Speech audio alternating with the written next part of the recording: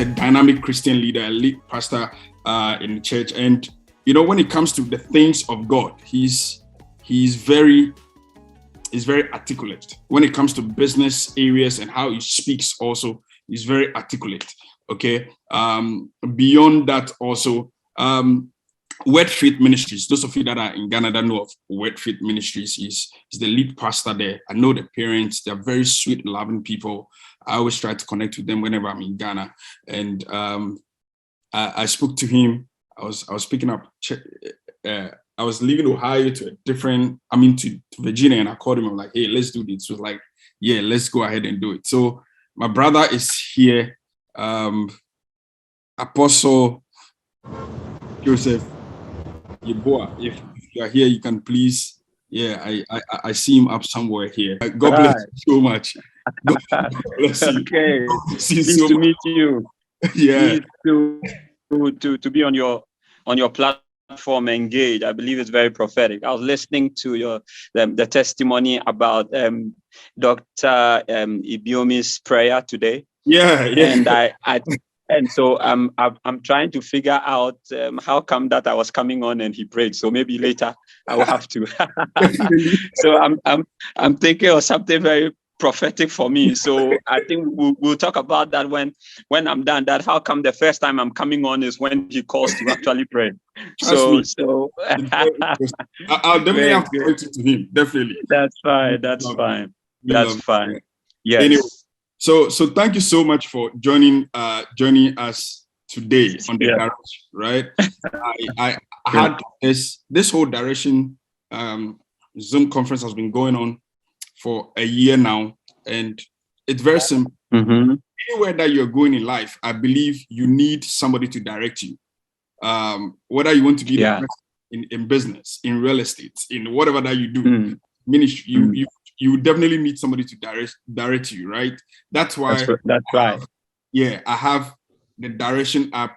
We come up monthly to connect and link ourselves to people that have worked in different things. And when they come up, they just speak. We have a conversation. Okay. And this particular year, I'm not giving any of them any title. This particular year, I'm moving with engage. So they come up and they engage us. Okay. And I know I've spoken to you about some few things, and you are very interested in raising people in light of specific wisdoms to them and impacting their lives. So it's just an hour meeting. My brother, talk to us. That's fine. It's wonderful.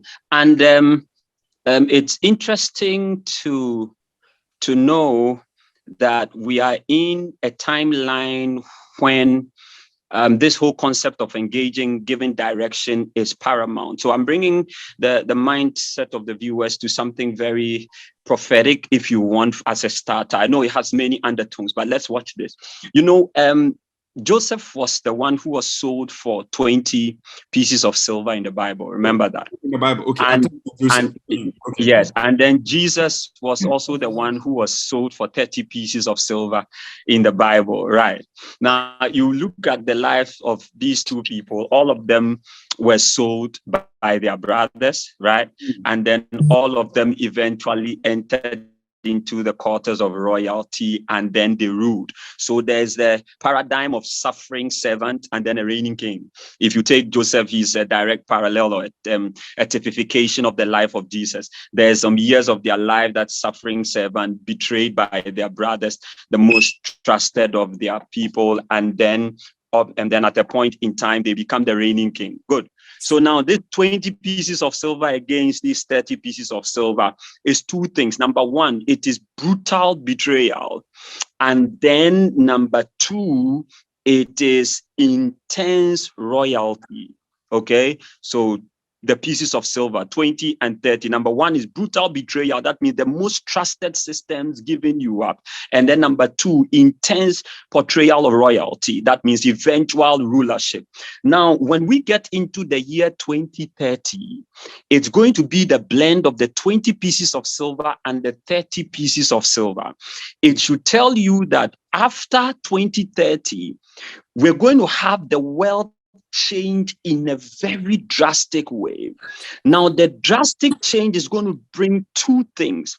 Number one is intense betrayal from the regions of grace, even in the regions of the heathen. The children of the Lord are going to face very stiff betrayal and opposition.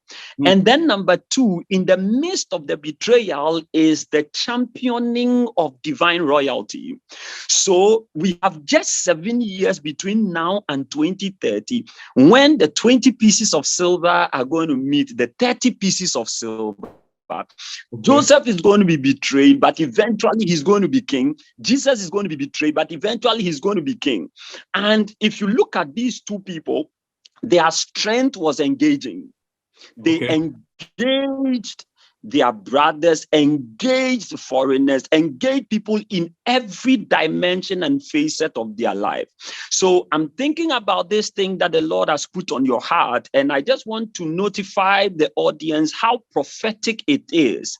So engaging is just engineering over an age, so you can influence the age. So it's like ENG, the engineering aspect, and then the age, the aging. So you are trying to put some constructive maneuvers to dominate the age, the civilization, or the dispensation you are in, and you have to consciously be intentional.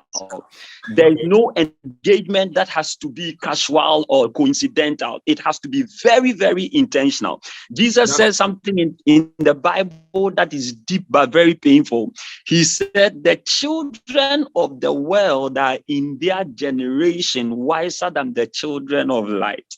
And that painful statement just means the world is intentional, but the people of grace are just spiritual. You see, spirituality in a vacuum just produces a good massage for the ego.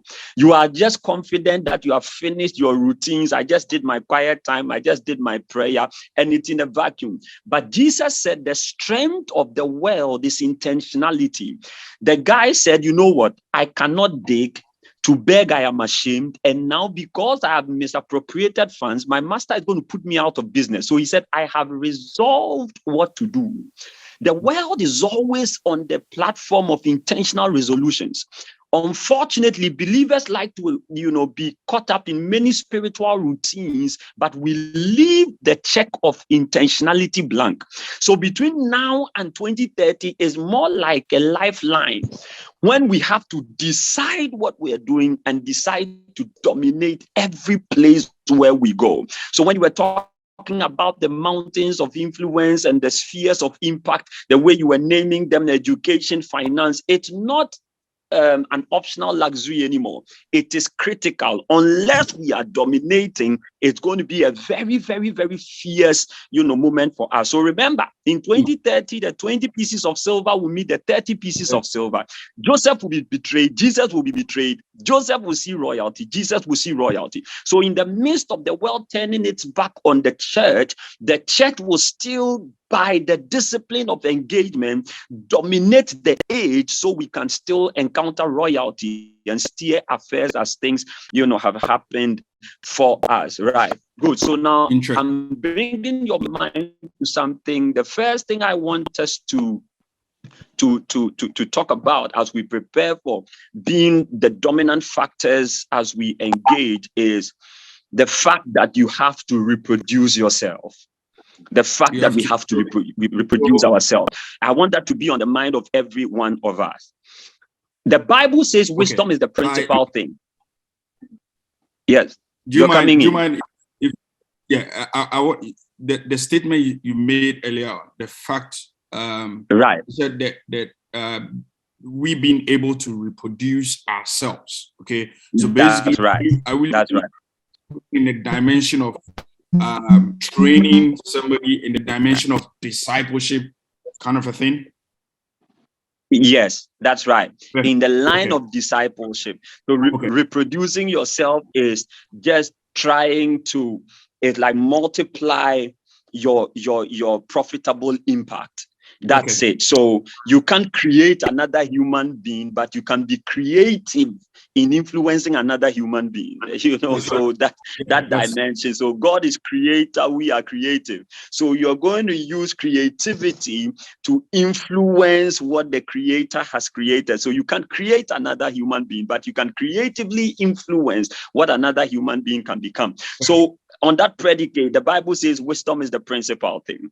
Now, I'd like to tell people that wisdom starts with a W, right? Yeah. Guys, I hope we get that right. Wisdom starts with a W.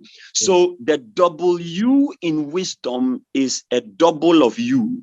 See? So the W in wisdom is actually W capacity. The reason why wisdom is the principal thing is because when it makes you the principal, you can use it to reproduce a double of the principal use. So the W that starts wisdom is actually a double U. Right. That's what I want people to understand. If you have wisdom, the measure of your wisdom is commensurate with how many people like you have been able to raise. So W that starts wisdom is a double U. If you are wise, it reflects in whom you have been able to influence and raise in your stead.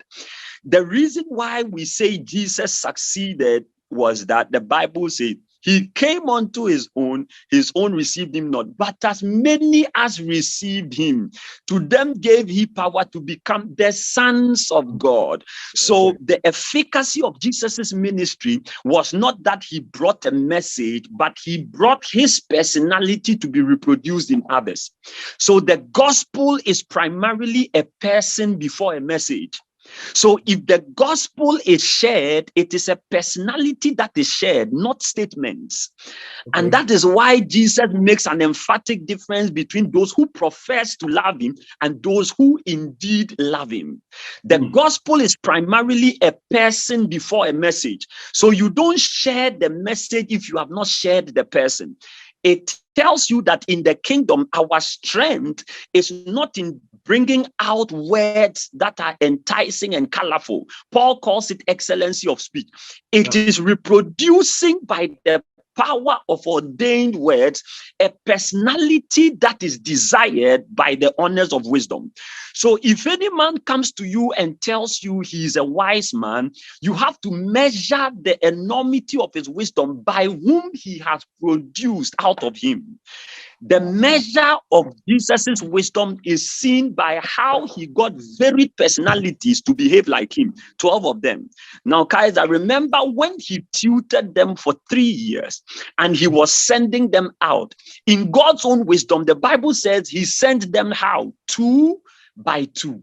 Yeah. He never sent them in threes. He sent them 2 by 2s. And 2 by 2 was not because he was just doing mathematical formula and saying, I'm using even numbers. No, it is because the W in wisdom is a double of you.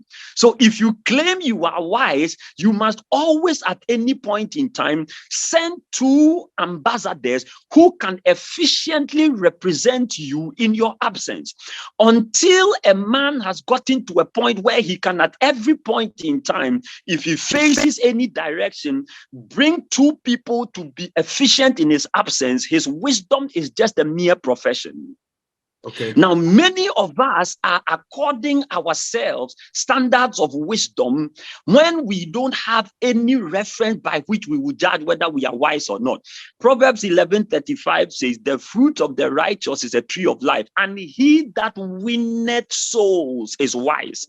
So until a man has communicated to the point that a soul is transformed into a certain personality, he can't claim to have wisdom.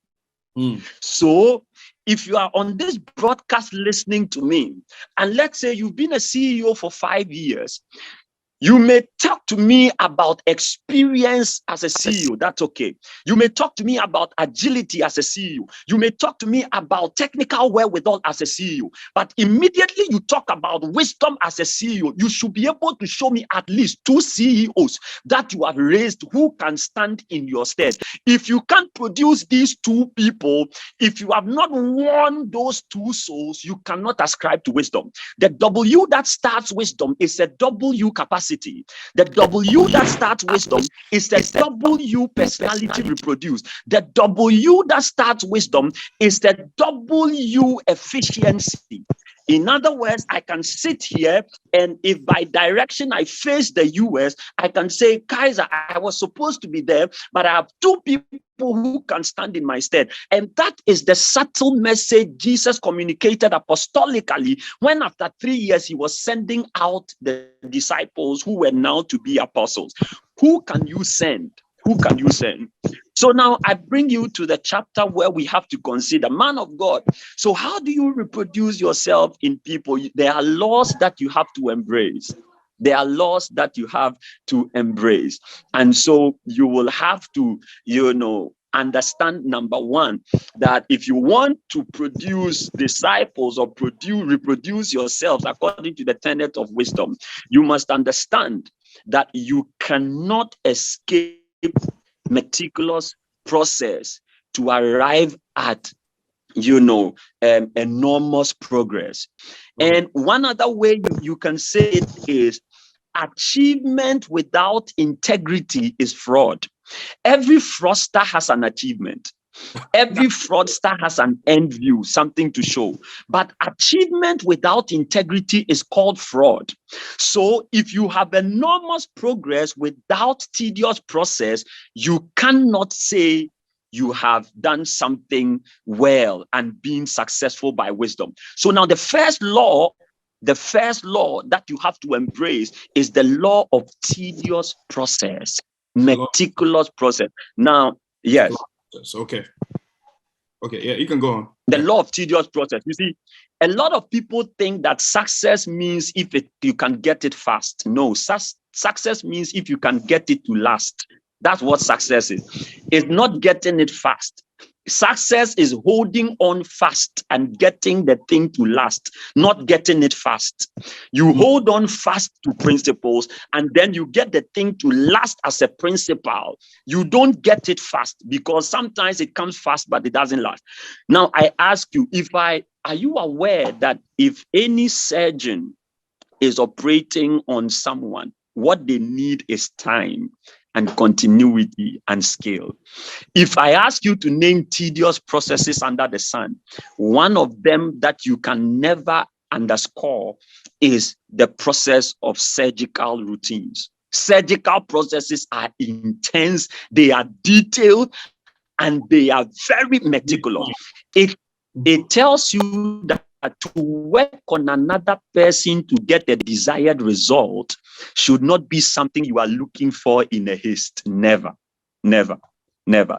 Too many people are getting robotic in their disposition because they don't have the patience to wait for men to mature.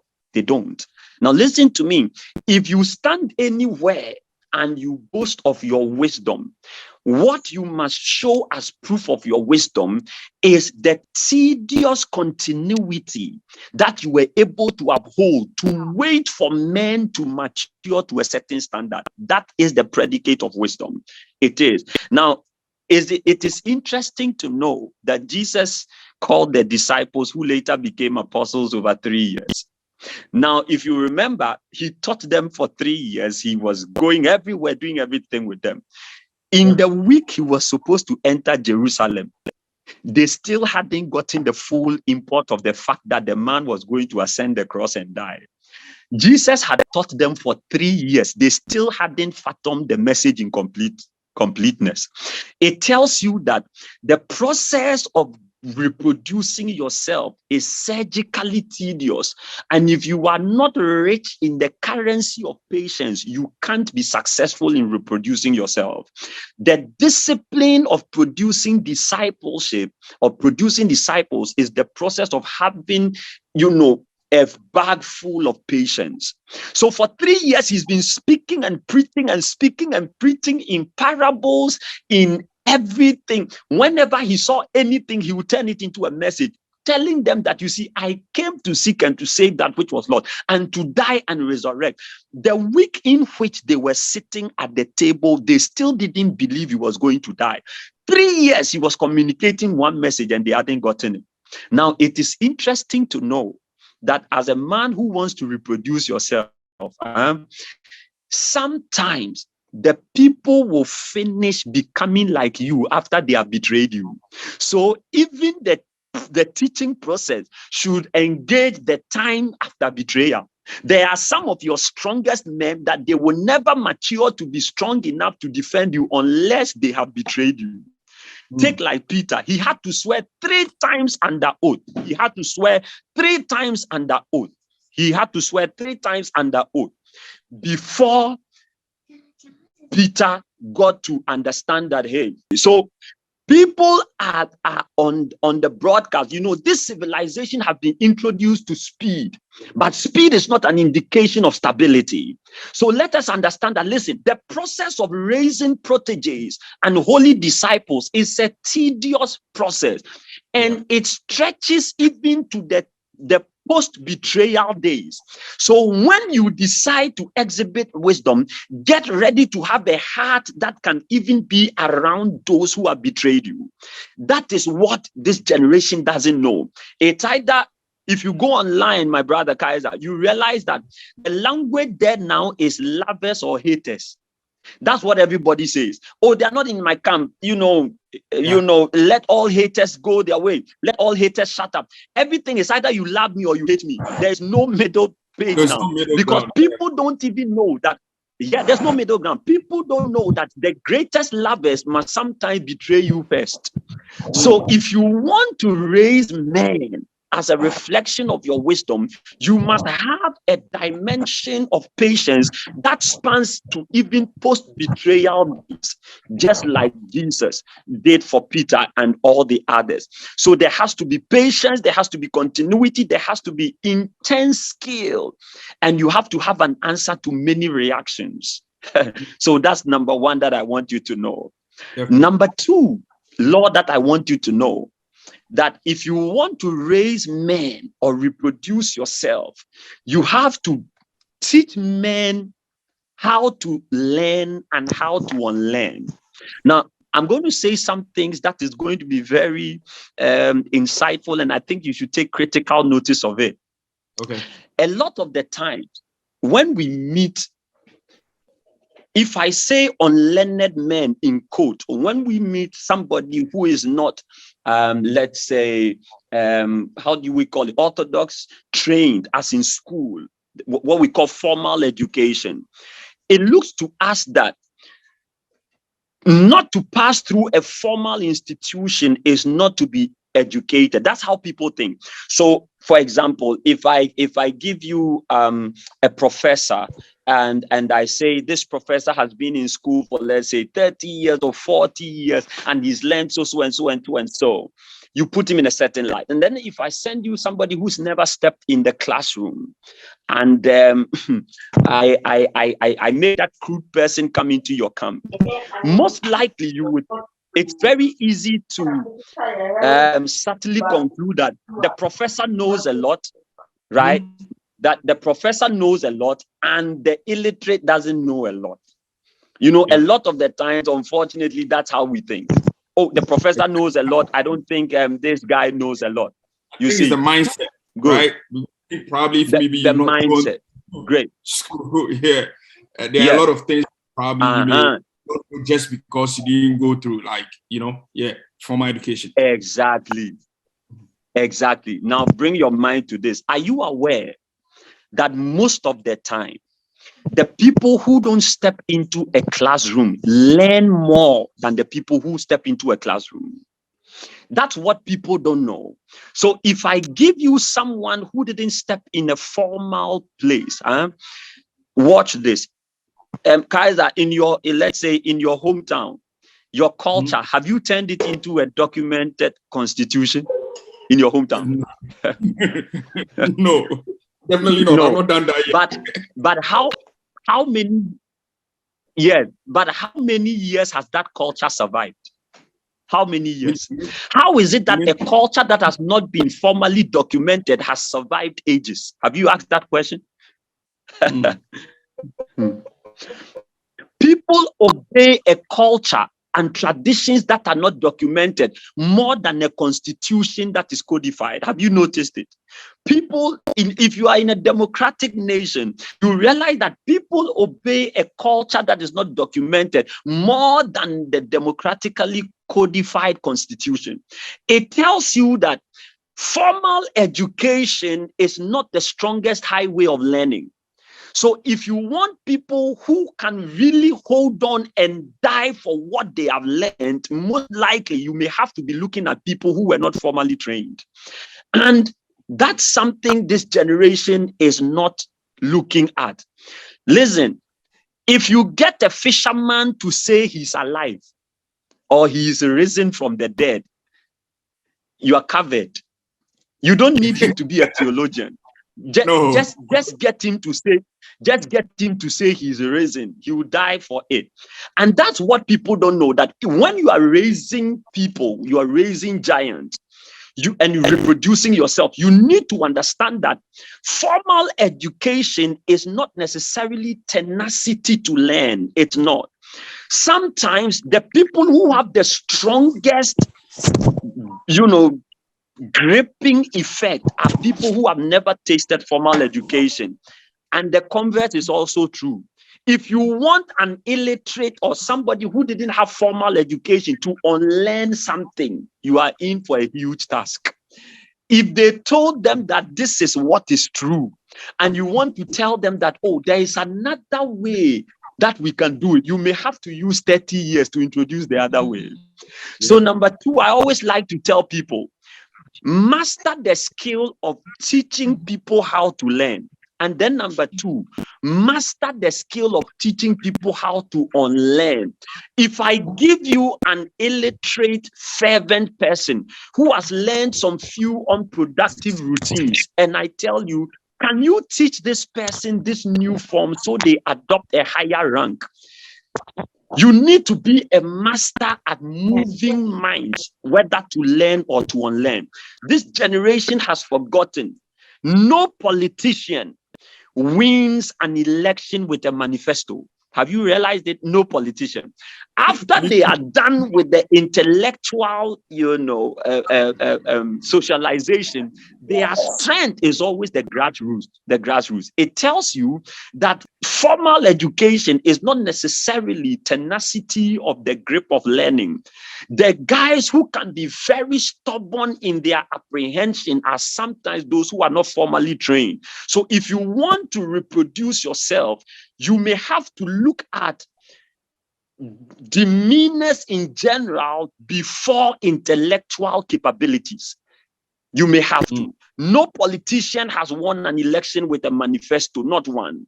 The people will always win it with the chant and the demeanor on the ground. So if you want to reproduce yourself successfully, don't put the barometer at the point of intellectuality. It will come later, but it is not the fundamental. It is not a coincidence that the first generation apostles were all unlearned men. It's not a coincidence. Jesus knew that tenacity in learning is not in intellectual prowess that connotes formal learning. It is not. So all the first generation apostles foundationally were unlearned. The next generation came the Pauls with all the scholastic embellishments that came to add to the faith. So it is a lesson everybody must learn. The W in wisdom is a double of you. And guess what? Sometimes the guy that can become the double of you is not schooled like you. So master the art of detecting ability to hold to learning, not by intellectual assessment. Because there are people who can learn and die for what they have learned, though they might not be intellectually as smart as the formally trained people. Nobody has built an empire with scholars. Not one. Not one. If we talk of Ghana, Kaiser, our motherland, in Nkrumah's cabinet, Nkrumah's cabinet will not match the intellectual prowess of any other succeeding cabinet that came after him. But what Nkrumah managed to do with that averagely intellectual cabinet is way over what any scholastic unit has been able to reproduce. It tells you that if you want to produce a double of you, you won't have to use intellectuality and formal trading abilities as the defining element. Because if you get a fisherman to say he is risen, you may be more covered than getting a theologian to say he is risen. That's one thing I want people to know. Great. So now we are going through a lot of formal education and having zero grip to be intentional about what we learn. We have many people with degrees who can't enforce anything because we lie to ourselves that tenacity is commensurate with formal education. It is not. So if you want to reproduce yourself and produce a double of you, begin to watch strengths and watch different prowess that sum up to the thing that can build a system, rather than being just shallow and deciding that intellectual prowess should make everything work. Right. I trust that I'm helping you. Yeah. Okay. I really like the point you just spoke about, what you just said. When it comes to, I don't want to go very deep into politics, right? But there are a lot of things that even experience and end up teaching you with little form of education. Than nobody's undergrading, underwriting what formal education can do. But there are a lot of governments that have come into power in places that came in with, a list of men and women that have formal education, and they've ended up destroying cities and countries. And people that have not really stepped into the shoes or place of school education, they are like, but this thing, we can do it in a very easy way. It doesn't need us to go to school to be able to do it. It then turns out to say that that fraud in that system, that people tend to embrace from people that have probably gone high in education and all that. It's something that we really have to look out for. I really agree to the point that you made on that. That's very strong. We really have to. We really have to, my brother. We really, really, really have to. So I always tell myself, I will say I am sharp enough when the crude cannot be disregarded by the rude. That's how I see it. That's how I interpret favor. When the crude cannot be disregarded by the rude. What I mean by that is, if you give me a book that's maybe 100-pager, I can read a 100-pager book in a day. But the idea in that book, how will I get 100 people to implement what I read in the 100 pages? That's the problem. If I need to gather 100 people as the 100-page book is saying, how am I going to gather them? So now I always picture, when I'm reading a book, I read it in a way, if I'm supposed to make 100 people read it and understand it, I think like 100 people reading the book, and I find means to devour every content and to make it assimilable to 100 different kinds of personalities. If you have not been so sharp at it so that you can make the unlearned challenge the learned by what you have imparted in them, then you have not arrived yet. So you can read 100-pager in a day, but can you get 100 people to obey the thing the 100 pages said? That's the main thing. And that's what is happening to us now. Now, we were taught entrepreneurship. So we go to school, now we come out with the degrees, and then the next thing is set up a business. I have a brilliant idea. Then the woes begin. I employed some Ford drivers. My brand new trucks, they've crashed all. Okay. It's very easy. It's very easy to come out with a brilliant idea from 100-pager. It's not easy getting 100 people to obey what is in the 100-page book. So now all the intellectuals are facing frustration because they were thinking that the unlearned can embrace the brilliancy of their ideas as smooth as they did it in the classroom. So you will come out and realize that workers can frustrate your brilliant idea for 10 years. I know people who literally slept in jails, old people, because people just didn't know how to handle their, brilliant ideas and their goods and their machines very well.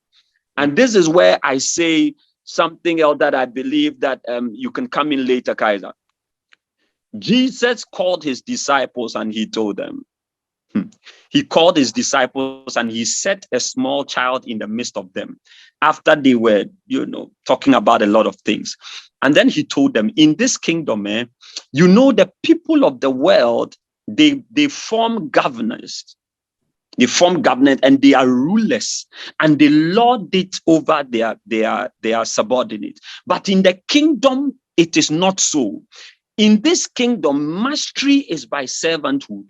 So he told them, except you become like this child, you can't even see the kingdom, let alone to enter. Then he went further and he said, the greatest in the kingdom should be like the child. Then he took it further and he said, I am your Lord and I am your leader, but I am among you as the one who serves. So in Jesus's terminology, the wisdom that can help you produce a double of you is that the employer works for the employee. The employee doesn't work for the employer. Now, this is very profound. But if you read Jesus's words 1:1, you realize that this is what he meant. He said, in the kingdom that we have, we don't have kings and governors and rulers. No, we have chief servants. So over here, the one who is the leader is the one who washes the feet of the subordinates and cleans them with his towel. In other words, in the kingdom of grace, the employer works for the employee. You build a company, you bring in people, they don't come to work for you, you bring them in, so you work for them. That's how Jesus thinks. If you set up any system that is opposite this mindset, eventually you will face frustrations and you may have to borrow tyranny to run it. In the kingdom, the employer works for the employee. So Jesus goes on to say, you see, I came to preach to you the gospel, but I didn't train any of you to go and die for me. I'm training me to die for you. When I die for you, then I will empower you and teach you how you can die for one another. But fundamentally, I will die for you. So I always tell people, if you have somebody you are sending on an errand, make sure that essentially and functionally, when you send them, you go with them. Because until you do so, you will not succeed. These are standards of thinking that when you begin to think this way, you realize that, oh, wow. That's why people now open shops and say, I got an apprentice to work there. And then the next time they heard, they have mismanaged everything. They've done it because you see, the employer works for the employee. The employee doesn't work for the employer. The employee working for the employer is only a byproduct of a good governance by the employer working for the employee. If you are a man of God and you have an associate pastor, you can't send the associate pastor to go and pray on your behalf if you have not prayed for the associate pastor.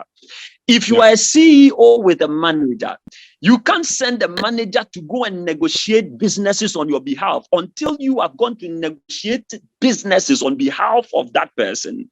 So essentially, put it at the back of your mind that, listen, I report to my employees too. So I'm not the last person to come to work. I'm the first person to come to work because the employer works for the employee in the kingdom.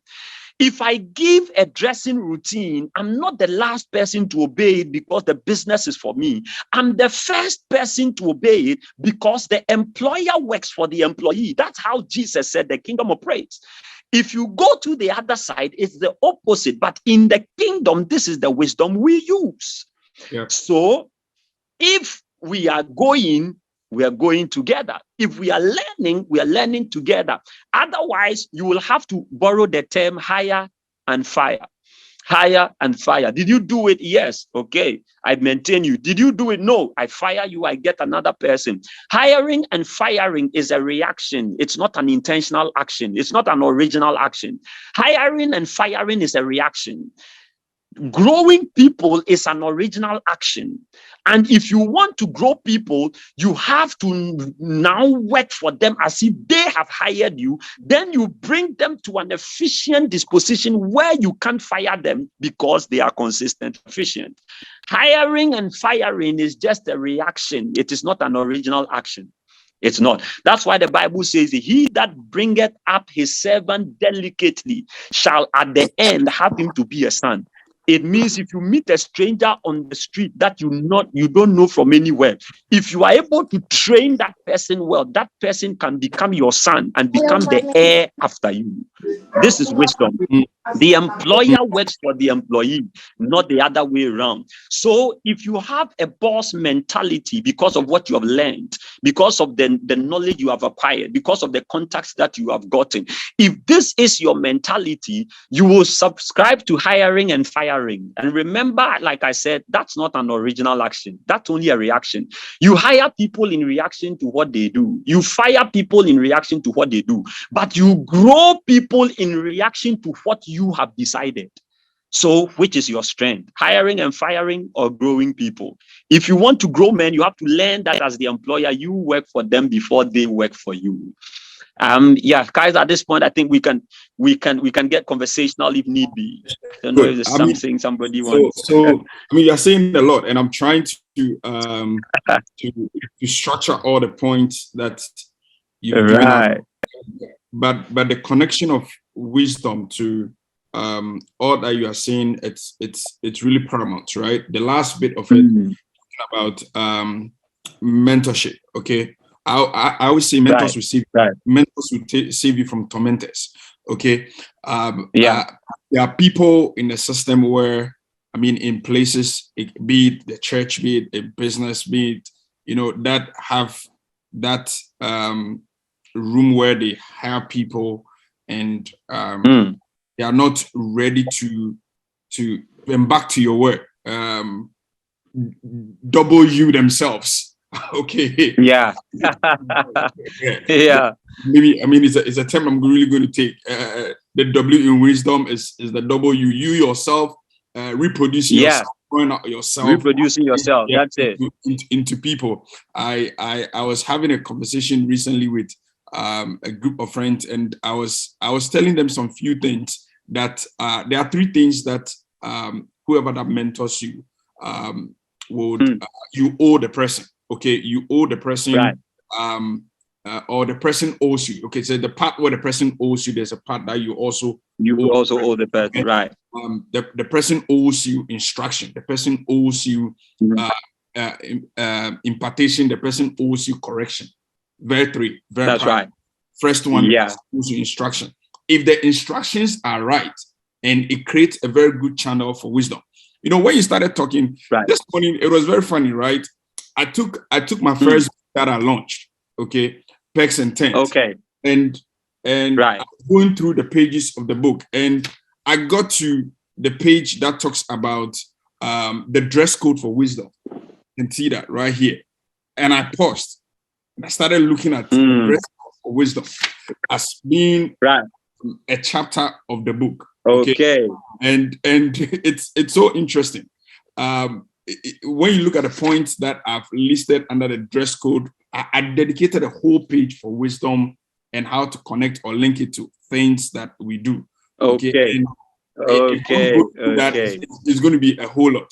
But I really like how you went around this whole point, and you laid down emphatic points that people need to think about. We all need to think about and go deeper into it. This is a conversation that we can go deeper into it. But I believe it all boils down to Yeah. Respect. Okay. First of all, the respect that in an organization, in a place, in a church, the respect that you give to those above you or those that you are looking up to, and also them also giving to you. That's right. So that they can reproduce themselves in you. That is one. Number two, apart from that, the level of allegiance. Okay.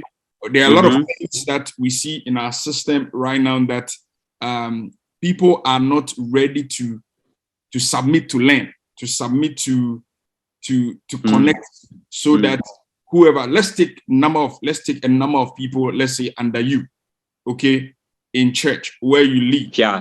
Okay, how many of them are really ready to submit themselves so that level of wisdom that you have, you can pour it into them, okay, so that you can reproduce yourselves in them. So allegiance is key. It's very, very important. The third thing I always say is love. Yes. It's love. Okay, it's love. The third thing is love. When you look at even Jesus, okay, the expressions of love, him coming down to walk on the face of this earth, okay, everything about him you could see in terms of education, in terms of impact, in terms of wisdom, in terms of discipleship. I mean, even when you take the word disciple, the word disciple from I think from the Hebrew matheotis, that out of it we have the word mathematics that talks about a laid down formula to be followed. Yeah. You see, if a laid down formula, if the formula is right and it's made clear with good intention and operation of wisdom, there's going to be a lot of transformation that we'll see in life. Okay, I think the few points that you've listed are points that need to go into a book for people to really assimilate and look at it very well. Trust me, I'm really going to play back this video one more time to really imbibe and enjoy most of the that you said. I mean, in the area of politics, that's powerful. That you spoke about. I have a friend here who is like not a particular president. He knows about, but it's trust me, not a particular president who is ready to learn and also to produce himself, or who even came into power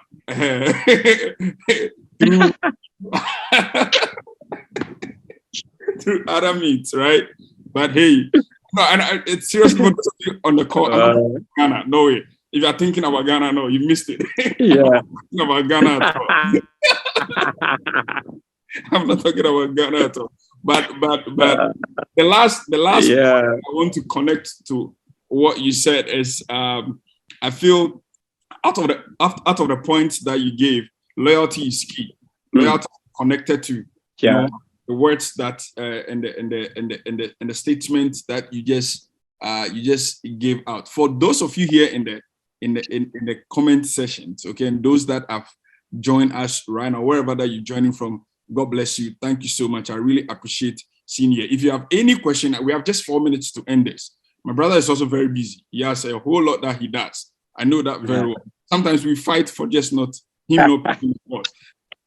You can put your comment in the session right now. If you have a question, please type right now and let me. I can go ahead and ask him whilst we talk. Okay, and beyond that, if there's time, he can answer it. If not, we can find out ways of connecting to him. Okay, I know he's very active on Facebook. He comes up there to release a lot of words of wisdom, So I'm waiting for you to see your question. If you want to type that, you can type the question right in there. I can read it to him. Now, in terms of discipleship, okay, we're still back to the whole conversation, my brother. In terms of discipleship, right? In what's your take? And I know this cuts across. Okay, what's your take when it comes to allegiance to learning in order for whoever that is mentoring you, whoever that is instructing or directing you? an easy portal to reproduce themselves into you. Yeah. So that's it. It's critical. Jesus said, "Whom do men say that I am?" And then they gave him answers. Some say you're Jeremiah, some say you are Elijah, some say you are Isaiah, some say you are what. And then he took it further and said, "Who do you say that I am?" So the first thing is that your loyalty to a man is sponsored by the identity you see him as, not what people say he is. Somebody can say, "Oh, I know a very deep, man of God, I want you to go and submit to." "Oh, I know a very sharp consultant who can." That's somebody's mindset. You cannot loyally submit to what you sincerely don't know and have not embraced. You cannot. So a lot of the times, people try to submit to recommendations. You can only loyally submit to what you know. So spend time to know what you know, what you think you know. If, let's say, I want to submit to Kaiser, I don't come submitting to Kaiser because someone said Kaiser is great. Someone said their testimonies. Those may be pointers to you. Now, when I come to you, unless I have really known you, I cannot open up and I cannot embrace everything you say. Because the truth is, every wisdom that is higher than you initially is offensive. Okay. And that's something you shouldn't forget. Every wisdom that is higher than you is initially offensive. When Jesus told Peter he was going to die, the Bible says Peter rebuked him, and then he said, "Get thee behind me, Satan." Every wisdom that is superior to you is initially offensive. So if you come to the person not having a detailed observation and a true revelation of the strength and superiority of the person, whoever's recommendation you are using will not last. That's the one reason why people are not able to be loyal, because they submit to colorful recommendations, but they've not observed enough and they don't have genuine revelations. If you truly know the person, like Jesus told Peter, "Whom do you say that I am?" The answer didn't come from some say again. It came from, "Thou art the Christ, the Son of the living God." And he got it by revelation. This revelation will make sure that every observation is in the light of that chief insight. So loyalty is royalty. It is critical. But the truth is, you cannot be loyal to what you don't know. That's number one. Number two, you must learn that person and purpose is superior to profit. Person and purpose is superior to profit. When you are submitting to wisdom in a man, you are submitting to a manner of life. You are not submitting to gifts and operations. You are submitting to a lifestyle. So virtues, thinking patterns, deliberating, maneuvers and all that. So the person and then the purpose is superior to the profit. So unless you have loved a personality beyond the money, you cannot be loyal. So Jesus said it universally, emphatically: "No man can serve two masters at a time." And the difference was between purpose and profit. It's either God or mammon. It's either the person of Kaiser or what I can use Kaiser's name to get. It's either the interest of Kaiser or what connection Kaiser can give me. So if you are not knowing the person and the purpose above the profit, your loyalty will be questionable. So I will learn the thing from Kaiser that I can leverage on to go and get profit. But anything that can make me sincerely, submit to him without direct profit, I will always flout it. And this is why many people are not able to open up for wisdom, because wisdom will make you first. So in wisdom, the success is who you become before what you get. That's how wisdom operates. That's why the Bible says, "He that winneth souls is wise, not he that builds buildings or erects cathedrals." Wisdom is the soul being transformed, not the material embellishment. So wisdom, the success wisdom brings is who you become before what you get. So the person and the purpose will have to come before the profit. Now, many people in our generation are only submitting to you because they want to know your secret keys, your contacts, and the technical know-how, so that they can take it and say it is time for them to move on. So for us, we only use people for leverage. We never become like them to fulfill, by extension, what they are born for. So this is one thing that makes people not to have sincere mentorship. And even when the men are pouring out their heart, they don't learn it well. So Jesus said, the purpose and then the person is superior to the prophet. And if you think along these lines, you can openly and wholesomely submit. Yeah. Wow. That's powerful. That's powerful. Somebody, before I even comment on that, right? There's a question here, and our time is up. Okay. Just having alerts of my time being up, so I'm going to make this very short. Then we'll put this to an end. Maybe we may perhaps have to do a part 2 of this based on the schedule of my brother, and also my schedule also within the year on the direction. But I believe this is a very good stepping stone. It's a very good platform to really express a lot. Now, the question is very interesting, right? Man of God, it's very interesting. The person said, "What when you started talking about 2030, right? You're projections and stuff like that. Okay, and the person is like, what industry? He says, what industry by forecast do you believe we should invest into as we wait for 2030? That's so interesting." Jesus was sold for 30 pieces of silver. Before Jesus was sold for 30 pieces of silver, he had sent Peter to miraculously catch a coin in a fish's mouth in the sea. Yep. And so the coin, the ordinance of the coin, and that's the crypto industry. That coin in the fish's mouth is symbolic of the crypto industry, cryptocurrency. It's coming for centralized currencies that one coin can be worth a lot. So those of you who know the gold coin or the silver coins like around the world, if you can invest in that, it's better than physical cash.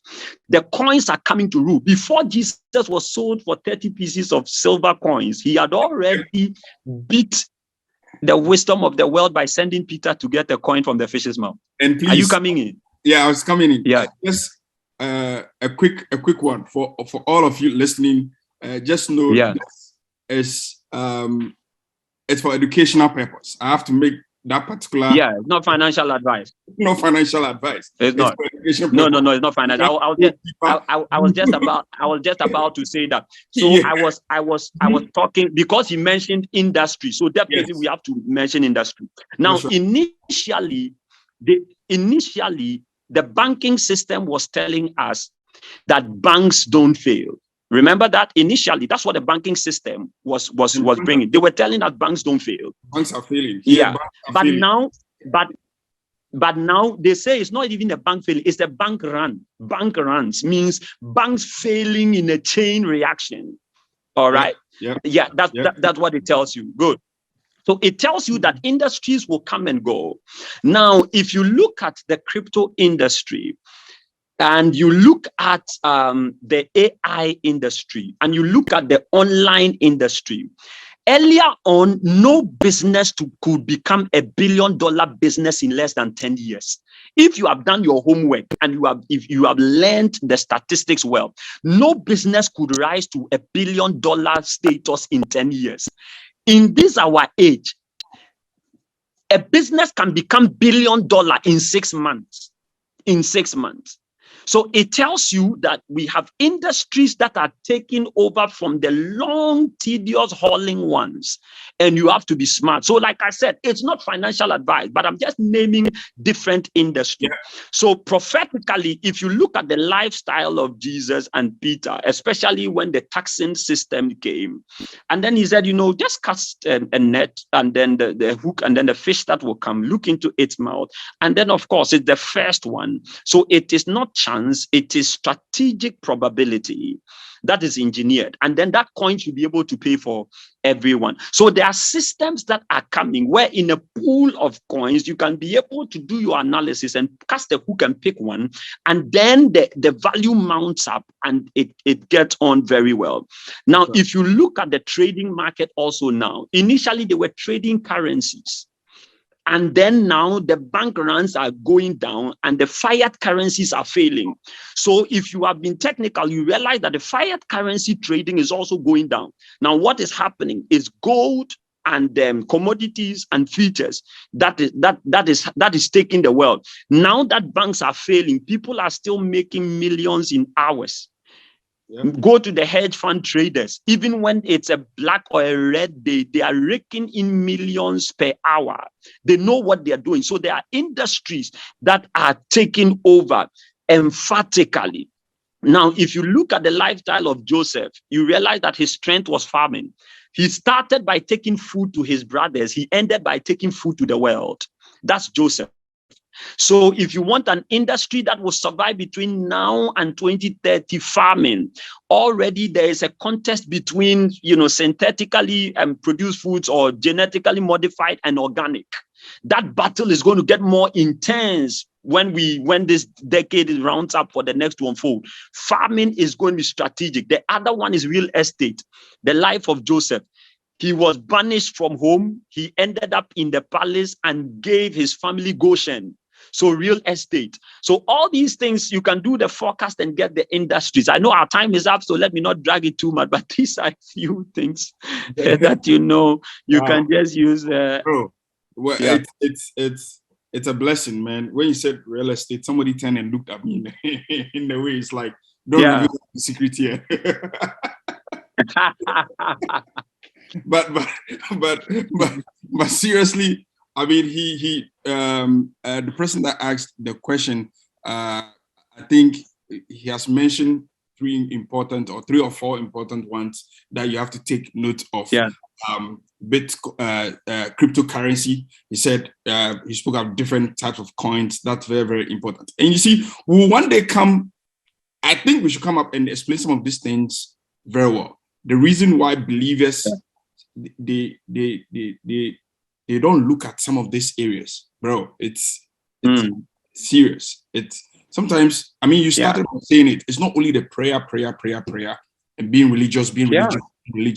But these are down things people are doing. People are praying to it. People are having. I like such conversations. I want to learn from such conversations. So real quick, you spoke about currency. I mean, if you're somebody that you are afraid in terms of all the coins, and you want to look into any of them, if you ask me, I would say look into the two major ones, maybe Bitcoin and Ethereum.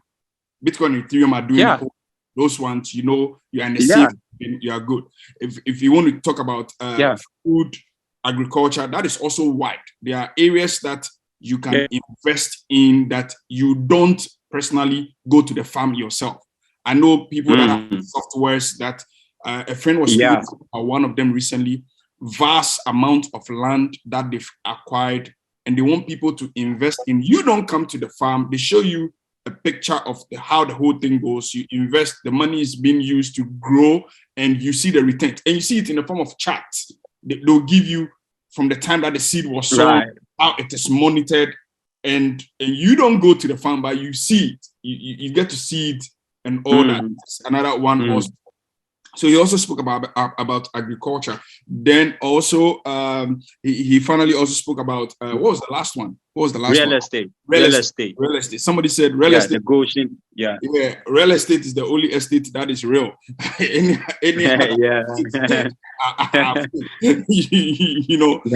So these are powerful tools that can propel us to get to that level. If you're looking at 2030, and for me, I would say don't even wait till 2030. Don't wait till 2030. Now. So, but God bless you so much, my brother. Thank you so much. Somebody Wonderful. said more.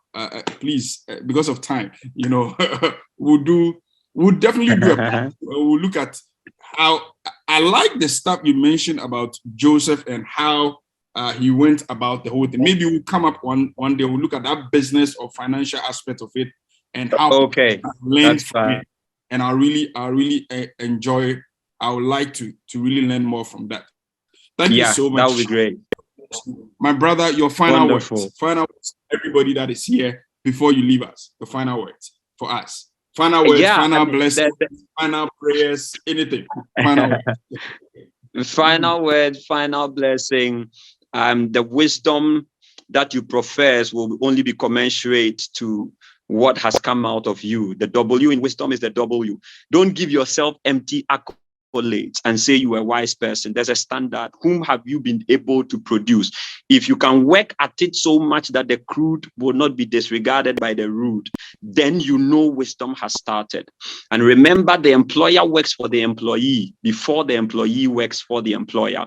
If you set rules, you set it to obey them first. Because if I throw you a book and say, follow these rules, and I come to you and I say, follow me, one is superior to the other. Jesus did the first. He gave the disciples his example before he left them a document. Okay, so become the example you want people. Don't throw books at them. Throw your life at them. Later, when they read the book and they see your life, they would have gotten the message twice, from your life and then from the document. So it's better that you become the message before a statement becomes your message. You become the message. So that's it. Issachar is always with Zebulun. In addition to your spirituality in the temple, have tentacles in the world, in the place of impact. And may the Christ that makes all things beautiful be your strength. Grace has spoken. Grace will perform. I'll see you another time. God bless. Thank you so much. Thank you so much, my brother. Thank you so much. I really appreciate this moment. I really appreciate this time.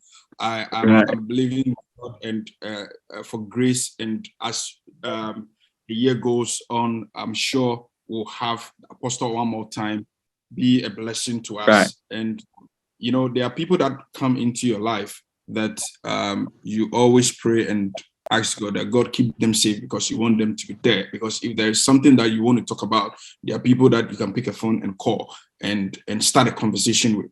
And my brother Joe is one of them. I pray that anybody that is connected to him, you value the relationship, hold that relationship so strong.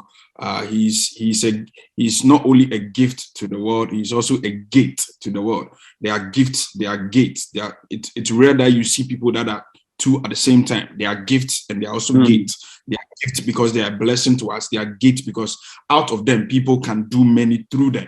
So I believe that God himself will sustain you, will sustain everybody here. I pray the direction one more time, end of the month. We do it every last Saturday or last but one Saturday of the month. Thank you to everybody that joined. Thank you to my brother Jeff, who started the conversation with me. He has been with me for over a year, and over the years on the direction.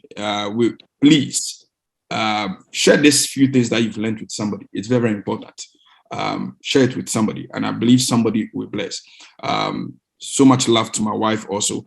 She's actually here and she's like, I'm blessed. I'm out to work, but I'm listening. I'm blessed. Lady Enid, God bless you so much. I love you. And my brother Joe, greetings to and love to your family and your wife. I saw your sisters here. Great. One of them, I always speak. Yeah, we're all. We always fight. You know, but I love you all. I love her too. I love you all. Thank you so much. You. Love you too. I say God bless you. All the best. Bye bye. Okay.